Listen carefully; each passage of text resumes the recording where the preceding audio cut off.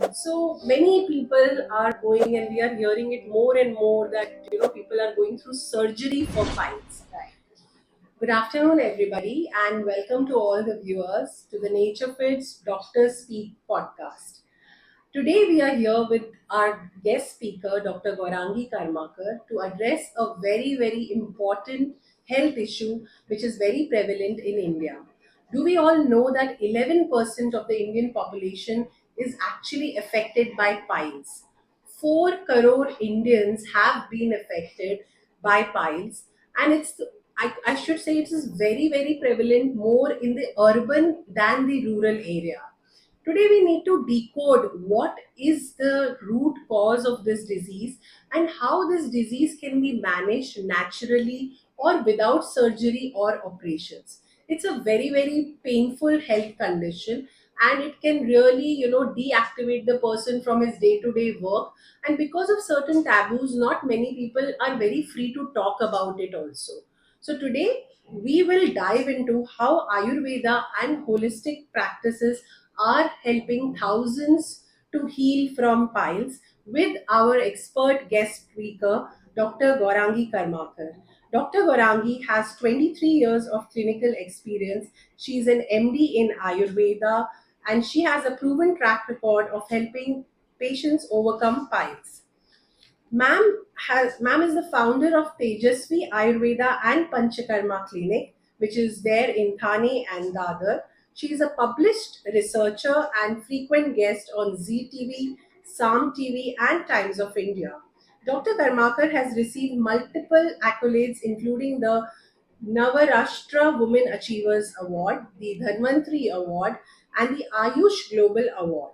She currently serves as the medical director of Rotary Club Thane and is a member of Bharat Vikas Parishad, continuing her mission to make Ayurveda accessible to all. So, a very warm welcome, ma'am. Thank you And for having me here. yeah. So, ma'am, today, as we know, the topic is piles. So many people are going, and we are hearing it more and more that people are going through surgery for piles. Right. So it's also called fissures or fistula. So modern science has explained piles, fissures, and fistula. Are there any reference regarding the same in Ayurveda? Yeah, sure. See, thousands of years back, Ayurveda has explained this piles, fissure, and fistula as Arsha, Parikartika, and Bhagandar. Nowadays, we call it piles, fissure, fistula. Okay, so these piles, fissure, fistula, these are the Latin words where pila is a word, so that is why it is called piles. Pila, that means a round shaped structure. What happens because of the hard stool, patient gets strained at the rectal veins, and these rectal veins they got involved and they get swollen, and because of that the appearance looks like a round shape, and that is why it is called piles. And regarding fissure, it is a crack. It is again a Latin word that means a crack at anal region. And fistula means a tube or a pipe. That means there is a structure which is formed due to again the hard stool at the anal region. So Ayurveda is having its own etymology. So for the piles, Ayurveda calls it Arsha. There is the word Ari in Arsha. Ari means enemy. So it is called in Sanskrit Arivat Prana Shrunoti iti Arsha. That means as the enemy troubles and gives the immense pain, the same pain is felt by patient due to this Arsha. That is why it is called Arsha. And Parikartika, that means fissure. There is a word Kartan. Kartan means to cut. So, due to the hard stool, there is a scratch or there is a cut at anal region, and that is why it is called parikartika or fissure. And the last one is bhagandar. Bhagandar, it is having again two words. Bhaga means anus, and daran, that means bursting out. That means sometimes what happens because of the hard stool, anal region get cut over there and it gets infected, and the abscess formation is there, and when that abscess bursts, it forms a tunnel like structure, tube like structure, and that is why it is called bhagandari in Ayurveda, and in allopathy modern science calls it fistula. Great, and that's so much information about and how these both the sciences look at it. And it was very interesting the way Ayurveda talks about the whole word actually Yeah, has the whole problem. right, So if right, you just understand or break the word, you actually understand what it means. right. So it is a huge topic, and today we want to discuss more about it. What are the causes? Like, what is that? The reasons that a person can get this disease. See, generally, what happens? Patient's digestive fire it is decreased. What happens? People used to have fast food, junk food, stale food, or people do it at inappropriate times, or many times people do sleep late, wake up late in the morning. So these are the habits. Because of that, digestion hampers, and patient may suffer from indigestion.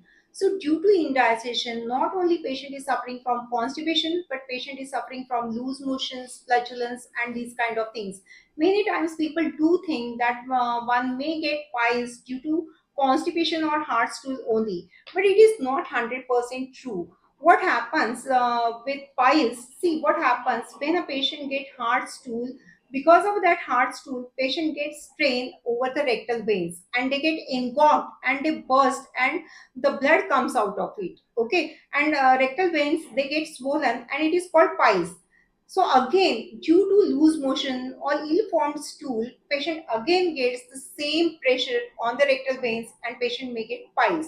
And the same thing happens with flatulence. That means patient may get bloating like sensation and flatulence, and because of the pressure of that flatulence, the rectal veins they get swollen, and patient develops piles.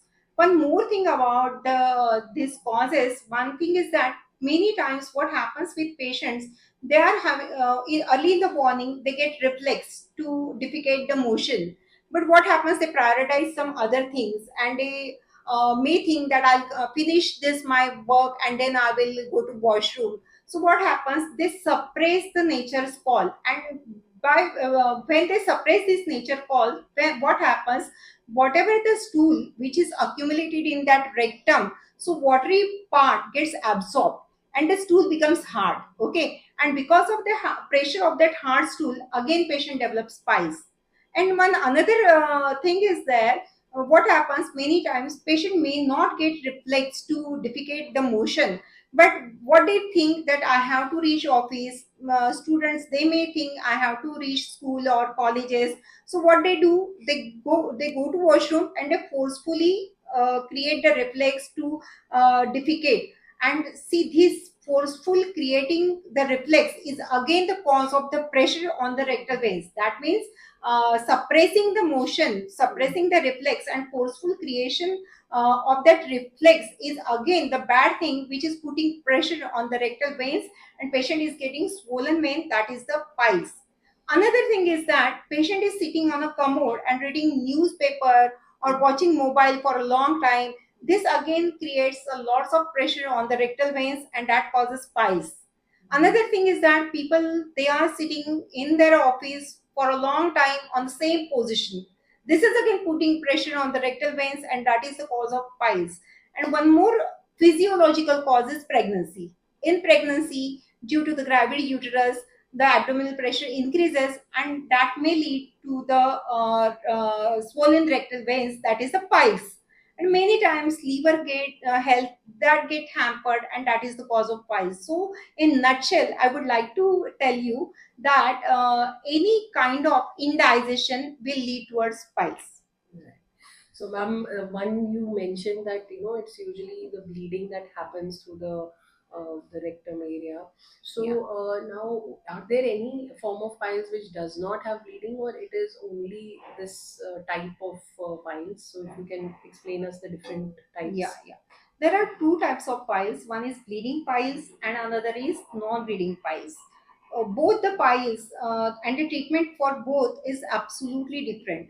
And one another different kind of classification is there. See, anal region is having one line which is called pectinate line.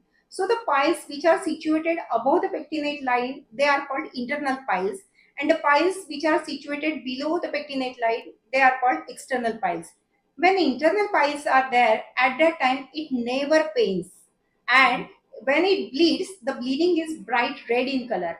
External piles, it's seldom pain and the bleeding is darker in color. Okay, but when the patient is telling that I'm having intense, immense pain at the anal region, then it may not be piles, it must be a fissure. Okay. And what is the role of surgery now that we come to the treatment part? Now we've understood the causes of it and what are the different types. So Mhm. now when we look at the treatment, so what is the best protocol? What is the modern science protocol or the surgery part, and what is without surgery? Yeah, yeah. See, 95% of time, people never require surgery. See, there is another again classification of piles, that is first degree pile, second degree pile, third degree pile, and fourth degree pile. So, first degree piles and second degree piles, they never require operation or any kind of surgery. What happens when patient feel like the symptoms regarding the stool, that means the consistency of stool gets changes, so this is the right time when patient has to approach to right Ayurvedic doctor on proper time. At that time, if they get treatment, proper treatment, so their piles will not proceed towards third degree pile and fourth degree pile. First degree piles and second degree piles, when they bleed, at that time, if we give them Ayurvedic treatment, their piles, the problem of piles gets subsided. But what happens when the patient is diagnosed as a third degree pile? So while defecating, their piles come out from the anal region, and after defecation, patient has to manually insert it inside.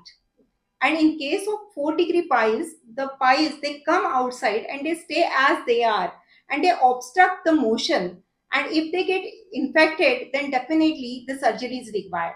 So for third degree piles and 4 degree piles, operation is really required. So patients or people may be thinking that a surgery is the recent advances, but it is not like that. Ayurveda has told the surgery for this kind of piles too, because see what happens, patient may develop piles at the right side, left side, back side of the anus and front side of the anus. We called it posterior and anterior. So why it happens, if there is problem in liver, the patient will develop the piles at the right side of the anus. If there is problem in spleen, the patient will develop piles in the left side of the anus. If there is problem in back diseases, then the patient will develop the piles on the posterior side, that means at the back side of the anus. And if there is problem in abdomen, anterior abdomen, then the patient will develop the piles to the front side, that means the anterior portion of that anus. So they have to be operated first right side piles, then left side piles, then posterior, and then front, that means anterior. So this order is also mentioned in Ayurveda, how it should be operated. So the main thing is that Ayurveda always tells you prevention is better than cure. So if we treat first degree piles and second degree piles at right time, it will not so patient will not need to go for surgery. Okay, so as you explained the stages, Yeah. but depending on what stage of the disease the patient is, that Mhm. is the different intervention. But Absolutely. like you are also saying that third stage and fourth stage does require as per Ayurveda as well. Yeah, Absolutely. because but I think now people are even at the stage one and stage two because they are not reaching Aware. out and aware about it. They Absolutely. might be ending up in Surgeries. surgery and operations, right? So, what are the right? Yeah, that is, I think, again, we always go back that how to prevent. Mhm. Ayurveda is all about prevention as well.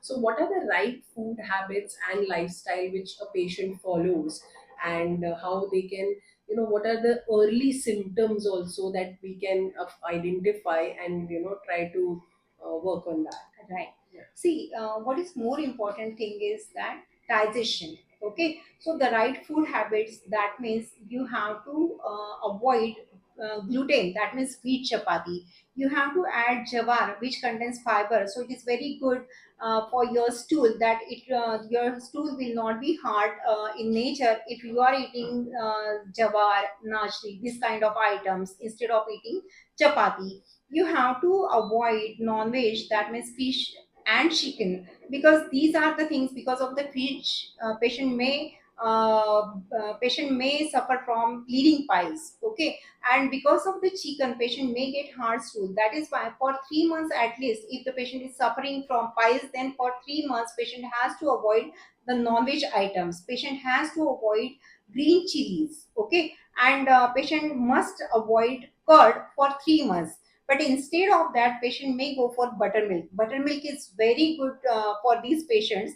Ayurveda praised buttermilk like this: Takrase Shakram Durlabham. Shakram means king of God. Okay, so king of God never gets buttermilk in heaven, though he gets nectar. That means Amrit. Okay, and one more important thing about buttermilk, though it is bleeding piles or non-bleeding piles, buttermilk is indicated for both of these piles, because many times what happens in villages, there is a practice that farmers, they are sprinkling the buttermilk on the weeds so that the weeds never recur again. So in the same way, if the patients who are suffering from piles, if they consume buttermilk, then they never have to face the problem of piles again. So this is the importance of buttermilk. And there are many beautiful medicines, Ayurvedic medicines, which will form the which will form the stool in right consistency. Because what is the main problem with piles is the stool is either hard. So if the stool is hard, patients self medicate themselves and they consume any medicine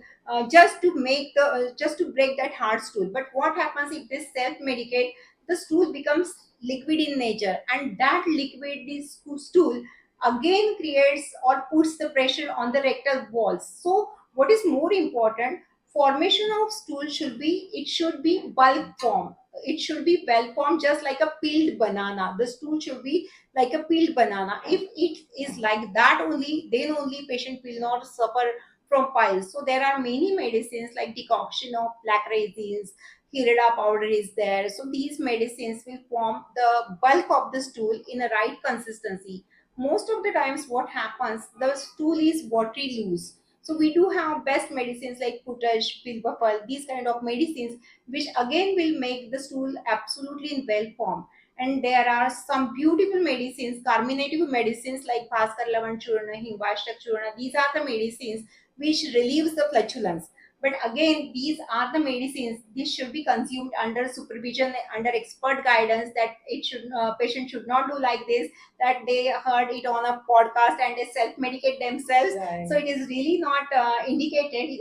Instead of that, they have to visit nearby Ayurvedic doctor, and the doctor will start him the right medicine which will form their stool in a, which will make their stool in a right form. And another thing is that whenever there is there is a swelling on the rectal veins, that is the piles only. So to relieve that swelling, we advise patient to go for seed bath. That means patient has to sit in a tub which is filled with warm water, and they have to breathe in and breathe out, and they have to contract the anus and relax the anus. This kind of exercise they have to do it for 15 minutes. So this relieves the pressure on the rectal veins, and the inflammation will get subsided.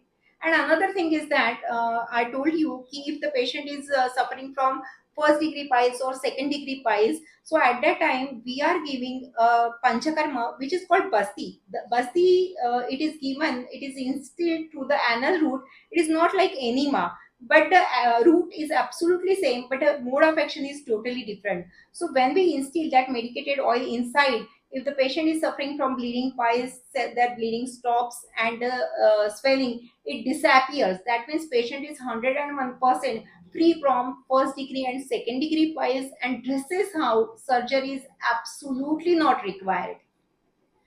Thank you so much, ma'am. It was really, really, insightful. And ma'am can be reached at her clinics in Thane and Dadar. We will share the profile details in the description as well.